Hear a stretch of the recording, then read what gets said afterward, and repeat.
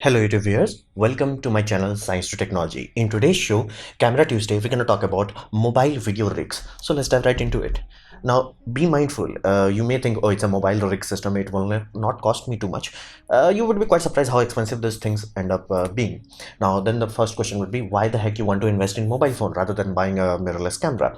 Well, reality is flat out. At this point in time, a good mobile phone, I am talking like mid-range to high-end phone, they will basically kick ass and destroy any low-end camera. Basically, you have to buy very niche cameras or like very high-end cameras to compete to this. I'm talking about like comparing $1,000 equipment to $3,000 or $5,000 equipment, combining basically camera body and lens and other setup that you have to do. Only then you may be able to compete with it. So flat out in terms of resolution and in terms of no recording limit. Now that's an important thing for many vloggers because they will do multiple long takes, or they may have like talking head style video where they could be talking for more than 30 minutes, and that 30-minute limit is not as in like your final video would be 30 minutes. You may be like, hey, I'm recording a, let's say, a cooking show. Easily you can cross 30 minutes. You may be like building a project. Easily you will cross 30 minutes. So in those sort of scenario, the fact that there is a freaking artificial limit in Canon cameras and in Nikon camera, that will piss you off. So for many people, flat out it's like, dude, either I have to buy GoPro or I have to buy a mobile phone. So that's the thing. Another aspect, resolution wise, you will be quite surprised how few cameras can do 4K and how even fewer camera can do 4K 60 fps, while even mid-range smartphone now, some of them can achieve 4K 120 fps. So be very mindful if you are dealing with, let's say, machining channel, you're machining some tool and working on lathe, doing 120 fps on 4K, that's like useful stuff to have. So flat out phones at this point in time is kick-ass.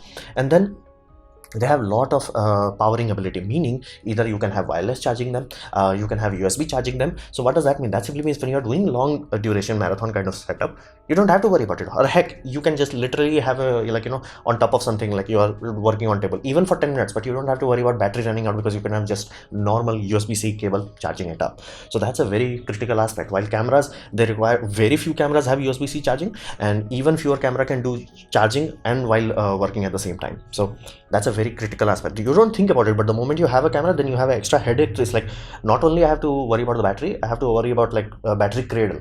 So that's a critical aspect. Live streaming is becoming more and more important after 2020. So reality is there is no camera that can even come close to a basic mobile phone. And monitoring, now this is a very critical aspect. Flat out reality is, unless you are buying a professional level video monitor, most cameras display is garbage, flat out garbage. Either they are too small, too dim, or like they're just not good enough compared to even a basic mobile phone. What does that mean? That simply means you will have much better ability to calibrate, tweaks colors and all that jazz, simply because you have a better display. You can look at it, it's like the reds are not as wise, like you can tweak the gamma curves and things of that nature. There are many apps that will allow you to do much more high level control, and you need a good display to check it out. You can do that on your mobile phone. There's like, I think there is only one Z cam that allows you to utilize your mobile phone as a display system. And for how do professionals do it? Professionals have literally 10-inch monitors. That there's like video village in the cinema industry, that like they have giant monitors to do that. Flat out, nobody's gonna rely on this small thing. And if you have to rely on a small thing, your mobile monitor is gonna smoke any camera display system. So these things give you a serious advantage. Now you are only compromising at this point in time two core things. The low light performance, like I mean true low light performance, is not as good as, like, let's say Sony A7S III. Now again, I'm taking the best of the best, but you get the point. It's not as amazing. Another aspect is your bokeh would be much less, so background blur would be very, very less. So these are the two things you are compromising. Everything else is mind-bogglingly good at this point in time. So one thing you have to start investing on, like flat out, is audio. Now audio of a mobile phone and audio of a camera industry, both of them suck flat out. So you have to get external audio gear, because 50% of the video is audio. Flat out, you have to get good audio. Now because of the bad trend recently that removing 3.5mm headphone jack, it's no longer as simple as just like plugging things in. Like you can buy mini lavalier microphone that for very cheap price, I think like $2-3, that are very good, and they have just a connector. You plug that connector into your headphone socket, done. You have a mic input, done. Don't worry about it. That's awesome.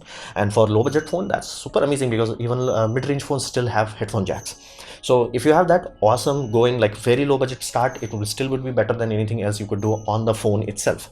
So that's good. But what can you do if you have let's say modern phones that do not have basically headphone jack? Thankfully, USB system is a universal serial bus, so there are many equipments that can directly send data to USB. Now you can buy adapter that will give you USB to 3.5 mm jack, but people generally suggest to stay away from that, because those are one extra step of failure. Your adapter could break, you could literally have bad connection. It happens, like you could be recording video, everything is fine, and then randomly your audio will stop working. It has happened with enough people. We will like, dude, this is not the way you will, like, it's not a what you call mission reliable setup. So you want to have something that is direct, so you want to remove one weak link from the system. Another aspect is, if you are willing to spend a lot of money, the option is Rode Wireless Go 2. Now be mindful, I'm talking about Go 2, not Go 1. Go 1 does not have USB audio interface algorithm. So Go 2 does have the ability to directly feed into either lightning port or your basically USB-C port of basically Android phone, and directly act as an audio interface. So meaning, flat out, without any extra hua, you just connect it in, it sends stereo sound system. That's amazing. And given the fact that this audio recorder is almost a pro level, so what does that mean? That simply means the audio quality is really good. And if you are talking about like interview, this will be really good because it does have 2 microphones. Yes, it's expensive, but it's a long-term kind of investment, and you can utilize this puppy with anything, even your PC. So if you are doing, let's say, Zoom call and all that, just you can utilize that. Mobile phone, awesome. Camera also. So flat out, it's a really good investment. And you can even buy other things, simple things. If you have headphone jacks, if you don't have headphone jack, you don't have the money for this, then you have to be a bit mindful. Look up the reviews of the product that you want to buy that has direct USB-C. Sometimes people say adapter is not bad. That's up to you. Many people have good experience, that's why those adapters are even in sales, but many times they are way too finicky for other people's. Then we come to another expensive expenditure, that is gimbal. Now gimbals, when I started this YouTube system, not like as in like 2 years ago, as in like 2009 and all the jazz, gimbals were idiotically expensive, as in like 1 lakh rupees, like almost a motorbike kind of price. But right now their prices are falling down drastically. At this point in time, like DJI Osmo 4, I think this is around 11,000 rupees in India, which is not that bad. Like that's a good Bluetooth headset kind of price. That's affordable in some ways. And there is a very critical aspect you have to understand. Stability in a video makes even a low grade sensor acts much better than you will realize. So if your equipment is stable, you will not see what we call compression artifacts. And mobile phones and even GoPros, they compress a lot. So in those sort of scenarios, if you have a gimbal that is stabilizing the thing, you will not see compression artifact as much prominently. But if you keep moving your camera, which is happening if it's not stabilized, you will find that it looks ugly. For some reason, it just looks ugly. That's the primary reason. So if you have a stable camera, like you can do this experiment. If you have like a really phone that does not do compression well, you can have it put it somewhere and do dance in front of it, and then use say stationary, move the mobile phone. You will notice, hey, why the heck it's compression artifact is not working properly. So that's why making the phone stable improves its image quality. And gimbal will allow you to do vlogging also. For example, this is not, many times you will say, oh, this is just for stabilizing. Yes, that's very old generation equipment. There was like, this is you buy this equipment just to stabilize that.